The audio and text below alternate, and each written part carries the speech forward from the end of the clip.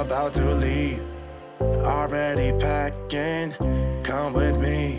I'm not Hello ready. friends and enemies, welcome back to Happy For Now. I'm here with my mid-month wrap-up, which is bananas. We are halfway through March. It has been a good reading month so far, and I'm excited to talk to you about everything I've read. This, unlike my end of month wrap-ups, will just be everything I've read in order. I'll talk about them, give you a summary, and then when we get to our when we get to that end of month wrap up, I will go into full stat details. But for now, all you need to know right now is I've read 19 books total this month so far, and I'm pretty thrilled with that. As always, we're just gonna go through these in order. I will do the manga at the end. I'm just gonna group them together because I completed a series / got caught up on it. So I don't wanna talk about it too in depth, like in bunches. I'd rather just summarize the couple volumes I did read. So first I read Omega Academy by Lily Archer, which I read for my Omegaverse 24-hour reading vlog. I will link that in the description box if you haven't checked it out. It's a pretty fun ride, I think. I had a blast making it. I dove into the Omegaverse, so the first couple books I read this month were all Omegaverse. This one was really fun. It's a girl from Earth gets kidnapped by 3 alphas who take her to the Omega Academy up on this other planet, and there's a lot of drama, a lot of intrigue happens. It's her figuring it out. It's a very like popcorn read, you know, it's like cotton candy, you put it in your mouth, it's gone, and I really loved it. I honestly think that this one was so much fun, and I need to read the sequel this month. I probably will in this last half because seriously, had a blast. This is definitely one I recommend. It is a Kindle Unlimited title. Again, I gave it 4 stars. It was good. Then we have Broken by Eva Dresden. I gave 2 stars to. This ends on the other one ends on a cliffhanger as well, but this cliffhanger was really annoying in my opinion. And I think that this one just doesn't deliver on the premise. It shows the flaws in the Omegaverse. There's a lot of abuse on the page, a lot of mistreatment, miscommunication / no communication, kidnapping, assault. A lot of content warnings on this one. I have them all on my Goodreads review if you need them. I don't recommend picking this up, but if you decide to, they're there. Then I read Claiming's Tales and Other Alien Artifacts by Lynn Gala. I listened to this on Hoopla. I gave this one a solid 3.5. No, I gave it a 4. Okay, so I gave it a 4. It was really fun. It was a very cute romance about an alien and a guy who's like higher up-ish in the military on this planet. They're trying to learn information. He has conversations with this guy every day. It turns out he's an Omega, the guy's an Alpha. It's just very cute. Very sweet. Still dirty, but sweet. And then the last Omegaverse book I read is Blind Faith. This was the nun sapphic Omegaverse, and this featured the most interesting nodding I've ever read. That would be why I tell you to go watch this vlog, honestly. It was bananas. I still randomly think about it and go, what? And this is the gif I didn't put in the vlog, but this is what I think about, because it involves their tongue in 10 minutes. And it's just a lot. But overall, it was a pretty cute book, very fun, pretty well plotted, very quick read. This one is also on Kindle Unlimited if you're interested in it, and I gave it a 3, maybe? Yeah, I gave this one 3 stars. I thought it was just kind of fun. Next, I have Kiss of a Demon King by Kresley Cole, which I somehow hadn't owned yet, so thank you, Laura. Pre-haul happening here. I haven't even posted on Instagram yet. I read this. I gave this 5 stars. No, 6 stars? Shit, what did I rate it? Yeah, so I gave this 6 stars because this is one of my favorite IAD books. I love Sabine. You could kind of enter the series from this book if you haven't read Immortals After Dark, but Sabine is a badass heroine, take no shit, and Rydstrom is a fallen king from his realm, and it's all about them taking down her shitty brother. And it's so good. It's so good. I love this book. Amazing part of my reread. I have a vlog up for the last 3 books for the read along, and if you want to join the read along, it's not too late. You can always hop in the chats and join us. Next, I read Act Your Age, Eve Brown by Talia Hibbert. I got an audio arc of this and an e-arc of this, so I knew I wanted to get through it before it came out, and it just came out, so I did good. I gave this a 5 out of 5. This was so Oh, that was book 3. I gave this like a 4.5 out of 5. We're gonna call it a 5. This was just really, really fun. Eve is a very sunshine character, and our hero, Jake, is also not sunshine. Very grumpy. They're both autistic, and it just was a really fun love story. Very situational, pretty funny. I laughed quite a few times. It just, honestly, a great finale to the Brown sisters' love stories. If you liked the other books, there's no reason you're not gonna like this one. Next, I read Love at First by Kate Claiborne, which again, I had an arc of this and I just didn't get to it in time. I have not been the best. I've said this before. I'm struggling to read with my eyeballs lately, so it took me a while to get to this. But Love at First was just a very like sweet book. I also gave this a 4. I gave this 4 stars. It was so fun. I freaking loved it. Oh, I do have Wild Rain. So I loved this book. I thought this was really, really cute. I think this is much better than Love Lettering, which I did enjoy, but this just like took it to the next level. It is about a girl, Nora. Nora lives in her grandma's old apartment, and Will moves in downstairs into his uncle's apartment and is going to renovate it and start renting it out to people as like a Airbnb, like an extended Airbnb, like not like quick visits, but extended time Airbnb. And Nora and the residents of the building, who are like a found family to her, don't like this idea or this plan, and it's also about them like kind of falling in love. This like pseudo second chance setup. It's just very, very cute, very sweet, still dirty, not like filthy, but dirty. Yeah, I loved it. It was so good. Then I also read Wild Rain by Beverly Jenkins, another arc I had that I wanted to get to, a solid 4 stars, maybe a 4.5. I don't know. I keep bopping around on the score on this one. I'm not sure. I will lock it in before the end of the month. But this is about Spring, who we see in Tempest. She is the brother of the guy who orders the mail order bride. Or the brother. She is the sister of the man who ordered the mail order bride in Tempest. She wants to be child free, and I loved... This is why I keep popping around. I'm just not sure. Garrett was great, but Spring for me was everything. This is definitely a low angst book. There is a villain, but I would say that the story isn't like around the villain. The story is around her and Garrett. It's not very plot driven. It's very character driven, and we're really following Garrett and Spring as they fall in love and find love together. It is very, very cute, very sweet. I really, really connected with Spring as a character. I loved how strong she was. She really didn't want to accept anyone's help, even if she needed it.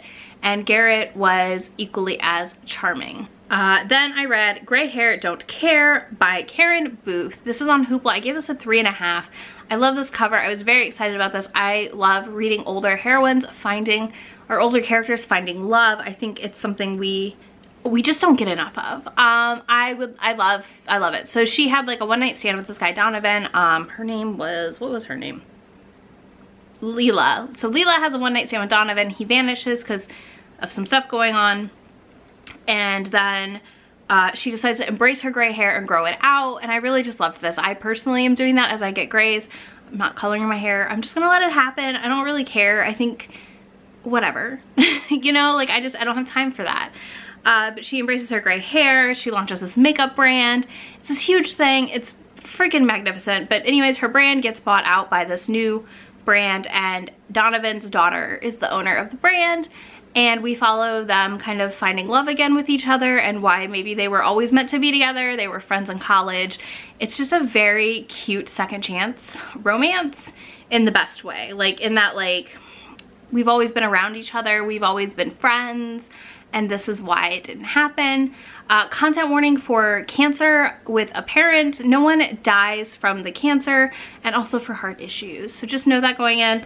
This was seriously fun though, and I just love the message in this book. Then I read Under Her Bed, Mounted by the Monster, something like that. This is a very, very quick novella this is by Mina Shea. This is like an erotic novella, okay? This was free. It's Banana Pants. What I'm going to tell you is there's a monster under her bed. She usually jerks him off to calm him down, and then they end up hooking up. It was fun. It took me 15 minutes to read, if that. So know that going in. I see Wild Rain right behind me and I didn't pick it up. Anyways, then I read The Duke Effect by Sophie Jordan. I think this closes out the Rogue Files. I'm not positive. This was fun. I enjoyed it. It was not as standout as The Virgin and the Rogue, which I think is the peak of the series. I gave it 3.5 stars, and honestly this was fun. So this follows Nora Langley, and who made the potion in The Virgin and the Rogue, and what is his name? So Nora has been masquerading as her dad, who used to be a doctor, and no one knows, and he shows up, Constantine does, and finds out, and then she runs off to London, and it's very cute, it's very fun. These are always like such a romp, if that makes sense. Like, I think if you want to try Sophie Jordan, The Rogue Files is definitely a great starting place, and I think that you can get some it's Tessa Dare-esque, if that makes sense. Yeah, so it was fun, 3.5, but The Virgin and the Rogue and, well, The Duke was, no. The Duke Buys a Bride are my favorite in this series. Then I buddy read How to Catch a Queen with Shay over at Shay Geeks Out, and this was also a 3-star read. What do I say about a book that I was so excited for and I think is just lackluster? I think this book felt overly long. So it was overly long, honestly. I really liked Shanti and Sanyu a lot. I think it had a lot of potential. I think the first 100 pages needed to be cut down. It was too much fossils, as Jen over on Fated Mates would say. This is very fossil heavy. It's so much about the world. It's so much about the kingdom.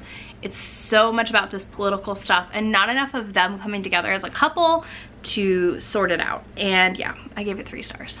I don't really want to talk about it because I'm really sad, because I love Alyssa Cole, but sometimes stuff just doesn't work even when it's your favorite author, y'all. It just happens. Next we have Magic Bleeds by Kate Daniels. By Kate Daniels? No. Wow.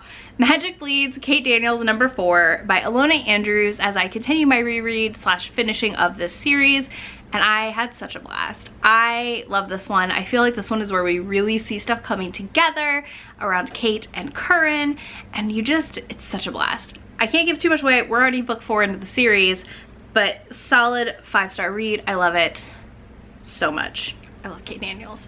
And the last book I read was Jodie Slaughter's To Be Alone With You, which is her quarantine novella.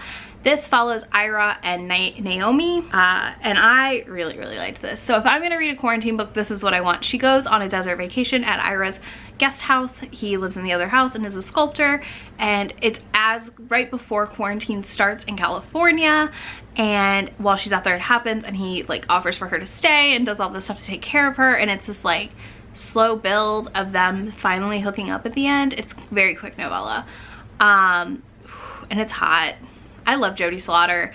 This is really fun. If you want a COVID-19 novella, maybe try this. Maybe. I haven't read the other ones yet, but I feel like now, a year out, it was interesting to read something that started last year and then ended in January of this year. It was just very interesting. I enjoyed it a lot. Highly recommend. All right, let's talk about the manga I read real quick. I feel like this is so long, but by the time I edit it, it won't be that bad. All right, I read Komi Can't Communicate Volume 8, which I really enjoyed. I felt like we had a good story progression in this one, and I've got 3 more volumes out from the library to read, and I'll almost be caught up. I'm gonna be reading them probably in the last half of this month, because I just want to be kind of like up to date on Komi so I can make decisions as I get further along if I want to drop the series or not.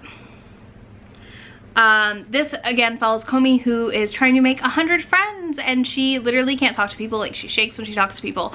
A lot of people have weird conceptions about her as a person because of this. They think she's stuck up, or like she's like super, you know, closed off, and like, no, she's just actually really, really shy. So it's very, very cute, very sweet. Then I got caught up on My Boyfriend in Orange, which I have been loving, and now I'm just gonna have to wait for the next 2 volumes to hit in KU because I don't want to buy them. I'm not spending $10 on a manga digitally.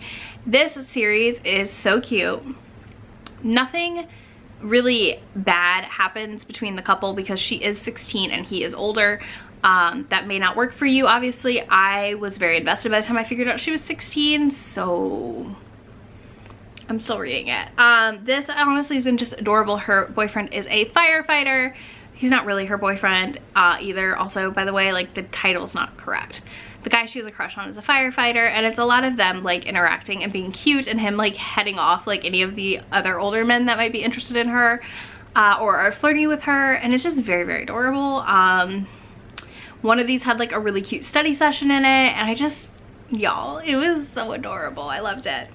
Just loved it. Can't wait for more.